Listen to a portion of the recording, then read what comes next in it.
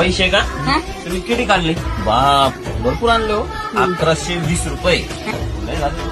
हे काय गप्प आहे पुन्हा पैसे अरे बाप कमी पडले तर आहेत तुम्हाला पैसे आजी किती पैसे ते हजार 1000 1100 1100 हे मोजा.